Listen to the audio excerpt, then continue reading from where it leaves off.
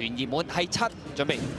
好嚟一起步嘅時候啊，咁啊慢咗一集嗰隻就長勝將軍紅衫嗰匹嚟嘅。好啦，第3位嘅馬就係黃衫嘅同德威啦，後邊第4出邊街福區，埋邊第5沙張奇星啊，第6位有仗義啊，咁啊第7位嘅馬呢仲有和道威，後邊5匹卓越善風長勝將軍尾3係始終如一啊，尾二紫色眼罩內欄係加州活力啊，暫時殿後仍然都係仲有一隻大熱門呢，就康昌之星嚟㗎，咁啊過埋呢個600米段處啦，前面放都仲有呢隻龍之邦嘅勁進勇士啊，第2位、第3位呢，埋邊有同德威啦，街福區藍帽第4啦，內欄第5嘅馬仲有沙張奇星啊，外邊啲馬開始冚咯，有仗義啦、卓越善風啦、中檔黃衫和道威攞出去啦，大外檔嗰邊就係康昌之星啊，最後直路啦，前面仗義透出咗，外邊呢長勝將軍追緊上嚟啊，出邊仲有2隻，分別係卓越善風，大外檔係康昌之星啊，內欄仲有隻同德威，最後100零米，仗義仲有1個馬位優勢，後邊嘅馬卓越善風鬥緊長勝將軍，最出仲有康昌之星，